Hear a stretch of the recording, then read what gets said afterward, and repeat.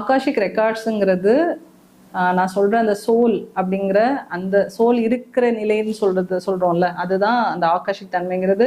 இப்போ ஆகாஷிக் அப்படின்னா அந்த ஆகாஷிக் ரெக்கார்ட்ஸ் அப்படின்னா இப்போ நிறைய பேர் என்ன சொல்கிறாங்கன்னா அது புக் ஆஃப் ரெக்கார்ட்ஸ். சில பேருக்கு விஷன்ல அப்படி தான் வருது.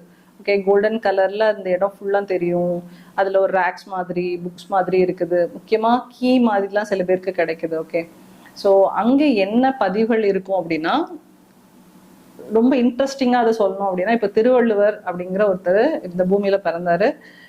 இவ்வளோ திருக்குறள்லாம் நமக்கு தந்திருக்காரு இல்லையா.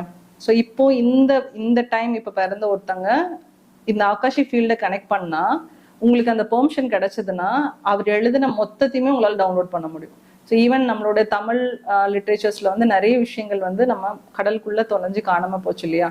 ஸோ அந்த மாதிரி விஷயங்கள் கூட ஆகாஷிக் ரெக்கார்ட்ஸ் மூலியமா உங்களால கனெக்ட் பண்ணி அதை எழுத முடியும். ஸோ இந்த மாதிரி நிறைய இன்ட்ரெஸ்டிங்கான விஷயங்கள் ஆகாஷிக் ரெக்கார்ட்ஸ்ல இருக்கு. அதே மாதிரி இப்போ ஒருத்தர் வந்து இப்போ ஃபாரின்ல ஒரு எக்ஸாம்பிளுக்கு பார்ப்போமே, ஒரு ஆர்டிஸ்ட் ஒருத்தர் இருக்காரு அப்படின்னா அவர் வந்து ஒரு புதுசா ஒரு டெக்னிக் ஒன்று கண்டுபிடிக்கிறாருன்னு வச்சுக்கோங்களேன். இங்கே நம்ம இந்தியால ஒரு தெருவோரமா இருக்கிற ஒரு காமன் பர்சன் வந்து அவர் வந்து அதே டெக்னிக்கை வச்சு வரைவார்.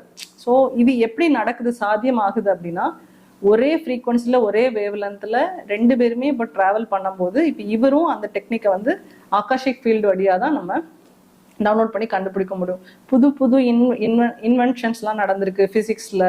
ஸோ உங்களுக்கு நிறைய விஷயங்கள் நமக்கு வந்து ஃபார்முலாஸ் இதெல்லாம் வருது இல்லையா. ஸோ இது எல்லாமே ஆகாஷிக் ஃபீல்டோட கனெக்ட் ஆனால் தான் வரும். Sir call. ஹலோ.